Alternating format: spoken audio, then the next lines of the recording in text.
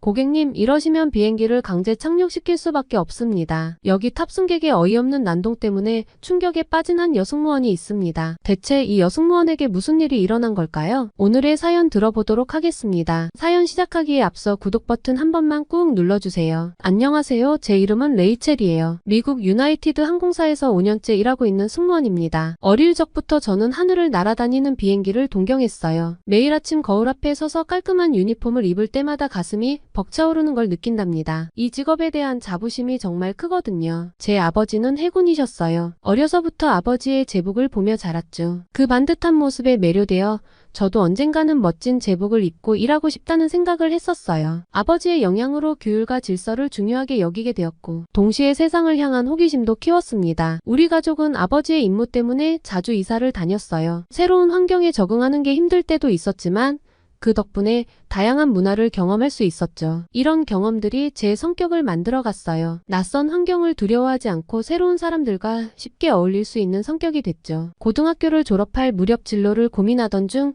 우연히 TV에서 승무원들의 모습을 보게 됐어요. 그 순간 바로 이거야 라는 생각이 들었습니다. 깔끔한 유니폼, 세계 각국을 다니는 일, 그리고 다양한 사람들과 만나는 직업, 마치 저를 위해 만들어진 직업 같았어요. 하지만 승무원이 되는 길은 결코 쉽지 않았어요. 체력은 물론이고 외국어 능력, 서비스 마인드 등 갖춰야 할 것들이 너무나 많았죠. 그래도 포기하지 않았어요. 매일 아침 조깅으로 체력을 키우고 밤늦게까지 영어와 스페인어를 공부했죠. 서비스 관련 아르바이트도 하면서 실전 경험도 쌓았고요. 미국 유나이티드 항공사에서 신입 승무원 모집 공고를 냈다는 소식을 들었을 때 저는 망설임 없이 지원서를 제출했어요.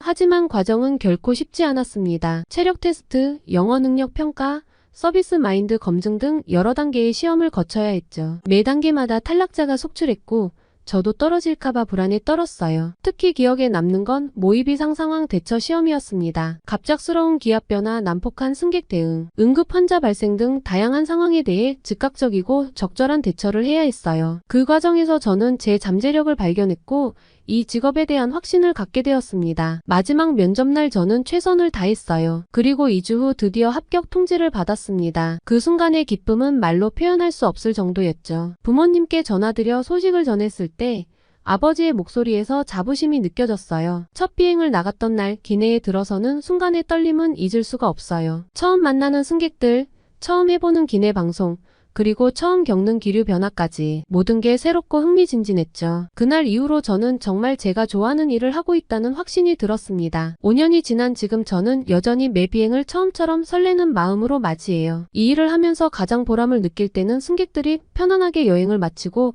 감사 인사를 할 때예요. 특히 비행 공포증이 있는 승객들이 저희의 도움으로 무사히 목적지에 도착했을 때 느끼는 성취감은 말로 표현할 수 없을 정도죠. 하지만 모든 비행이 순탄한 것만은 아니었습니다. 때로는 예상치 못한 상황들이 발생하기도 했어요. 그날도 여느 때와 다름없이 LA에서 뉴욕으로 가는 비행기에 탑승했어요. 평소와 같이 승객들을 맞이하고 안전수칙을 설명하고 음료 서비스를 시작했죠. 그런데 갑자기 비행기 뒤쪽에서 소란스러운 소리가 들리기 시작했어요. 소리가 나는 쪽으로 가보니 한 중국인 승객이 술에 취해 큰 소리로 떠들고 있었어요. 그 승객은 이미 많은 양의 술을 마신 상태였고 계속해서 추가 주문을 요구하고 있었죠. 중국인 승객들의 비매너는 승무원들 사이에서도 악명이 높아서 동료들은 머뭇거리고 있었답니다. 그때 제가 다가가서 정중하게 더 이상의 주문은 어렵다고 설명드렸어요. 하지만 그 승객은 제 말을 전혀 듣지 않으려 했습니다. 오히려 생떼를 쓰기 시작했죠. 왜 안 된다는 거야? 내가 돈 내고 탄 비행기잖아. 내 돈 내고 마시겠다는데 왜 안 된다는 거야? 그의 목소리가 점점 더 커지기 시작했어요. 주변 승객들이 불안한 표정으로 이쪽을 바라보기 시작했죠. 저는 지침대로 최대한 침착하게 대응하려 노력했어요. 하지만 그 승객의 행동은 점점 더 과격해져만 갔어요. 나를 무시하는 거야? 내가 얼마나 중요한 사람인 줄 알아? 그의 말투에서 위협감이 느껴졌어요. 저는 즉시 기내 안전요원에게 연락을 취했죠. 하지만 안전요원이 도착하기까지는 시간이 좀 걸릴 것 같았어요. 그 사이 상황은 점점 더 악화되어 갔습니다. 그 승객은 이제 자리에서 일어나 통로를 왔다 갔다 하기 시작했어요. 다른 승객들의 불안한 표정이 더욱 역력해졌죠. 어떤 분들은 아이들을 꼭 끌어안고 있었고 또 어떤 분들은 휴대폰을 꺼내 상황을 상황을 녹화하기 시작했어요. 저는 계속해서 그 승객을 진정시키려 노력했습니다. 선생님, 제발 자리에 앉아주세요. 다른 승객들이 불안해하고 있어요. 하지만 제 말은 그의 귀에 들어가지 않는 것 같았습니다. 그때였어요. 그 승객이 갑자기 저를 향해 손을 들었어요. 그의 눈빛이 달라진 걸 느꼈고 순간 저는 두 눈을 질끈 감았습니다. 나를 때리겠지라는 생각이 스쳐 지나갔죠. 그 순간 누군가가 재빨리 일어나 그 승객의 팔을 잡았어요. 고개를 돌려보니 한 젊은 남자분이었어요. 그는 빠른 동작으로 난동을 부리던 승객을 제압했죠. 진정하세요, 선생님. 이러시면 안 됩니다. 그의 목소리는 차분했지만 단호했어요. 난동을 부리던 승객은 잠시 당황한 듯 했지만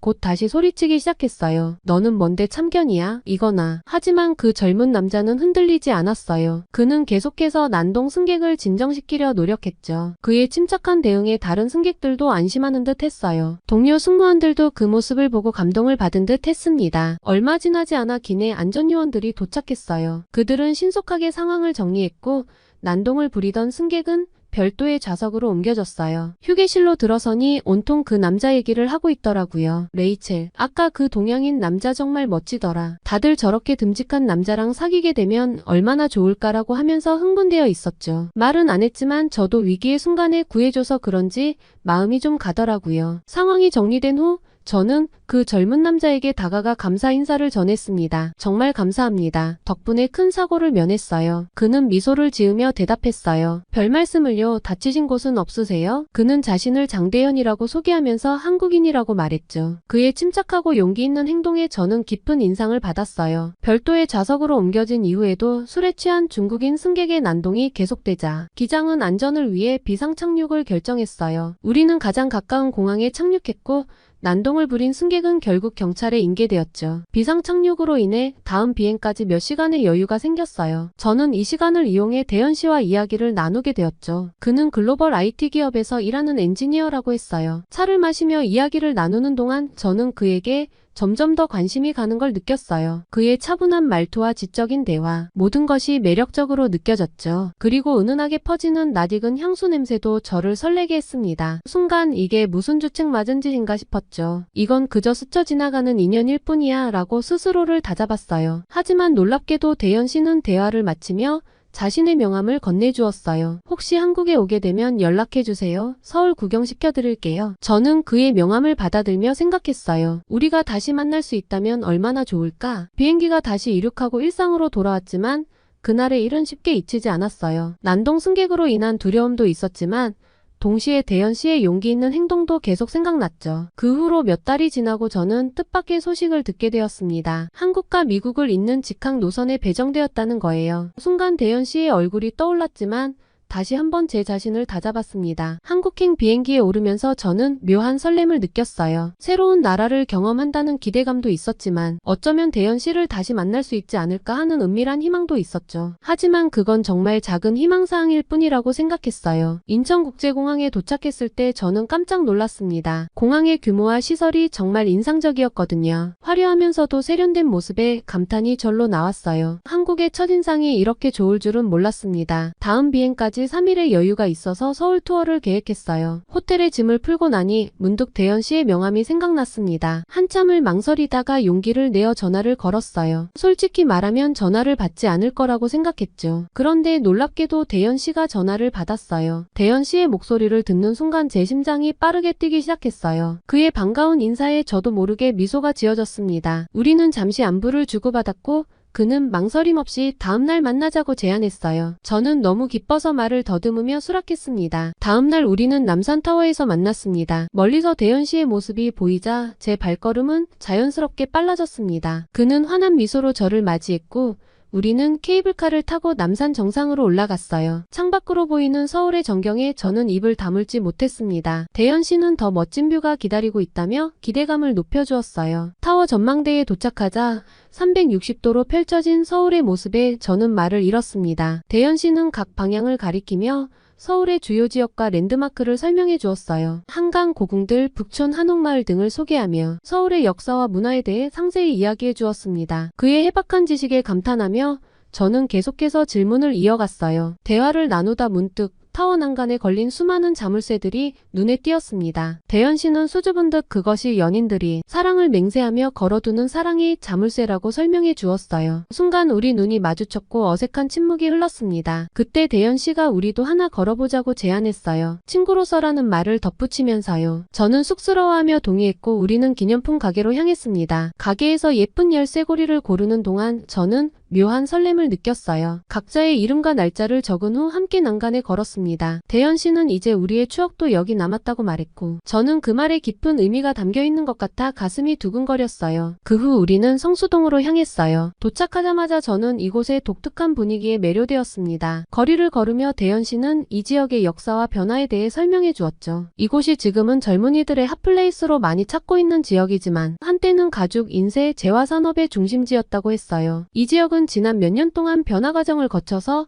지금의 모습을 갖추었는데 건물 인테리어는 기존의 형태와 색상을 보존하면서 유니크함을 보여주는 방식을 택했다고 했습니다. 특유의 벽돌색 인테리어가 이 과정에서 탄생한 것으로 보인다고 했죠. 길을 걷다 보니 붉은 벽돌 창구, 오래된 공장, 선적 컨테이너가 지금은 멋진 카페, 세련된 부티크 갤러리로 변모해 있었습니다. 최근에 이곳이 영국 잡지 타임아웃에서 선정한 세계에서 가장 멋진 동네 4위에 뽑혔다고 해요. 타임아웃이 올해의 세계에서 가장 멋진 동네 38곳 을 공개하며 성수동을 서울의 브루클린이라고 소개했더라고요. 한참을 걷다 보니 배에서 꼬르륵 소리가 났어요. 주위를 둘러보다가 한식집이 눈에 띄어 그곳으로 정했어요. 레스토랑에 들어서자 모던한 한국적 분위기가 우리를 반겼습니다. 전통 한옥의 요소를 현대적으로 재해석한 인테리어가 인상적이었어요. 우리는 메뉴판을 살펴보다가 비빔밥과 갈비찜을 주문했습니다. 돌솥에 들어있는 알록달록한 야채들과 계란 노른자, 색상의 조화가 너무나 아름다웠어요. 어떻게 먹어야 할지 방황하는 제 손을 보더니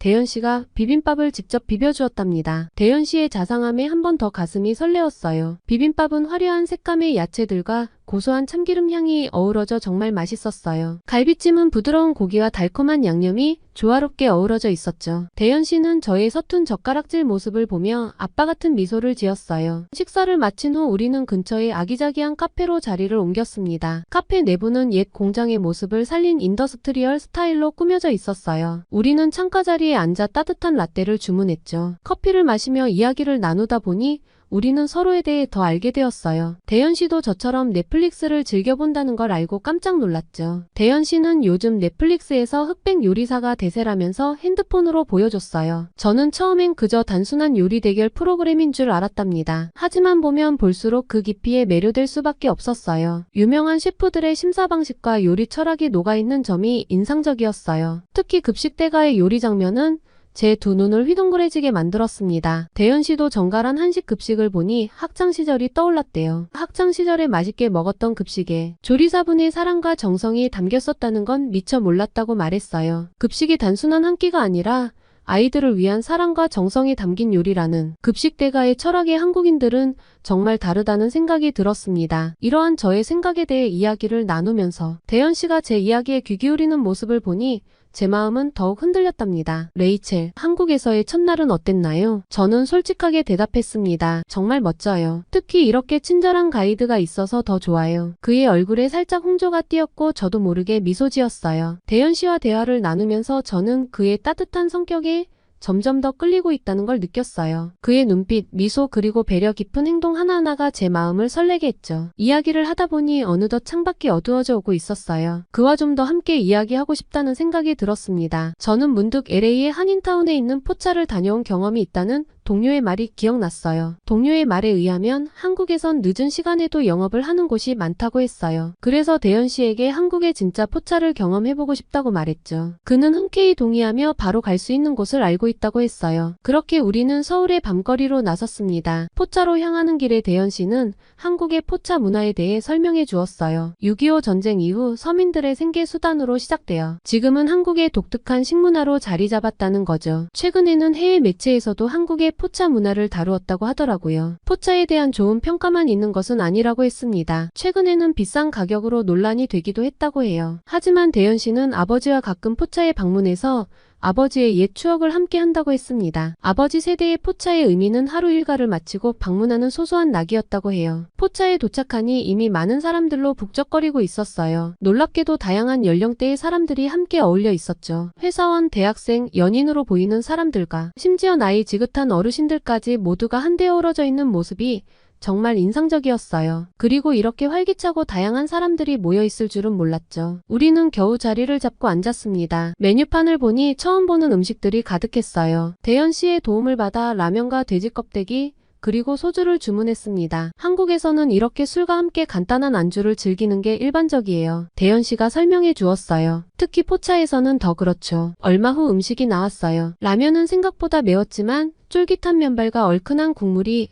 어우러져 정말 맛있었습니다. 하지만 돼지 껍데기는 좀 망설여졌어요. 대현 씨가 웃으며 말했죠. 처음엔 다들 그래요. 하지만 한번 먹어보면 빠져들 거예요. 게다가 콜라겐이 풍부해서 피부에도 좋다고 해요. 용기를 내어 한 조각을 집어먹었는데 놀랍게도 질긴 식감을 예상했던 것과는 달리 부드럽고 쫄깃했어요. 특유의 고소한 맛도 있어서 계속 손이 가더라고요. 와, 이거 정말 맛있네요. 저도 모르게 감탄사가 나왔어요. 소주를 한 잔 마시고 나니 몸이 따뜻해지면서 기분이 좋아졌어요. 포차의 분위기에 점점 젖어들면서 한국 문화의 독특한 매력을 느낄 수 있었죠. 그때 갑자기 포차 밖에서 시끄러운 소리가 들렸어요. 호기심에 밖을 내다보니 중국인 관광객들이 큰 소리로 떠들며 지나가고 있었습니다. 아, 저 사람들 또 저러네. 포차 사장님이 한숨을 쉬셨어요. 요즘 중국인 관광객들이 많이 오는데 가끔 저렇게 시끄럽게 구는 사람들이 있어요. 그 말을 듣자 저는 문득 기내에서 있었던 중국인 승객의 난동 사건이 떠올랐어요. 그리고 같은 항공사에서 근무하는 중국인 동료의 모습도 생각났죠. 미국에서도 한국에서도 중국인들의 행동은 다르지 않다는 생각이 들었어요. 같은 아시아인인데 한국 사람들은 왜 다를까 궁금했어요. 물론 한국 사람들 중에도 그런 사람들이 있겠지만 대현 씨를 봤을 때는 대체로 남에게 피해를 주는 행동을 하지 않는 것 같았죠. 특히 공공장소에서 더욱 그렇게 보였어요. 다른 사람에 대한 배려와 눈치 문화도 한몫하는 것 같았습니다. 우리는 계속해서 이야기를 나누며 소주를 마셨어요. 평소에 술을 잘 마시지 않는 저였지만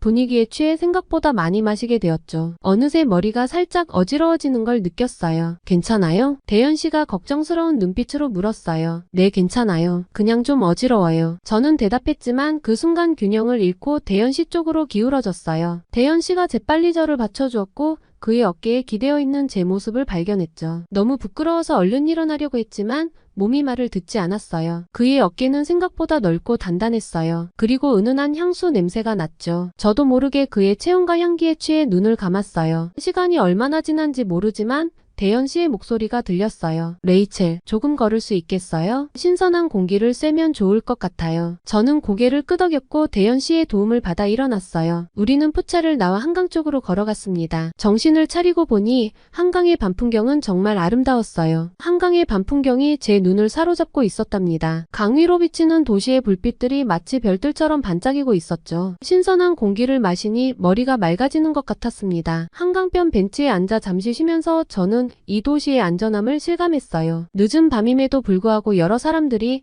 편안하게 산책을 즐기고 있었거든요. 미국에서는 상상하기 힘든 광경이었죠. 선선한 밤바람이 불어오자 저도 모르게 몸을 떨었는데 대현 씨가 친절하게 재킷을 건네주었어요. 추워 보이는데 이거 입으세요. 저는 망설이다가 그의 재킷을 받아 입었어요. 그의 체온과 향기가 남아있는 재킷을 입으니 왠지 모를 안정감이 들었죠. 우리는 잠시 침묵 속에서 서로를 바라보았어요. 그의 눈빛에서 뭔가 특별한 것을 느낄 수 있었죠. 하지만 저는 여전히 주저했어요. 긴 침묵을 깬 것은 대현 씨였습니다. 레이첼, 다음에 한국에 오시면 또 연락주세요. 아직 함께 가고 싶은 곳이 많아요. 저는 망설임 없이 대답했어요. 네, 꼭 그럴게요. 그렇게 우리의 한강 산책은 끝이 났어요. 대현 씨는 호텔까지 배웅해 주었습니다. 헤어질 때 우리는 서로를 바라보며 미소 지었어요. 그 순간 저는 이것이 끝이 아니라 새로운 시작이 될 수 있을 거란 희망을 품었습니다. 뉴욕행 비행기에 오르면서 다시 이곳에 올 것이라는 다짐을 했습니다. 그리고 그때는 제가 한국어로 인사할 수 있도록 한국어 공부도 해야겠다고 결심했어요. 다음번에 대현 씨와 다시 만날 것을 생각하니 설레임과 함께 그날이 빨리 오기를 손꼽아 기다리게 되었어요. 우리 잘 될 수 있을까요? 긴 사연 들어주셔서 감사합니다. 한국에서의 새로운 인연의 설레임을 느끼는 레이첼의 사연 어떠셨나요? 다음 한국 방문에서 레이첼에게 꼭 추천하고 싶은 장소가 있다면 댓글로 남겨주세요.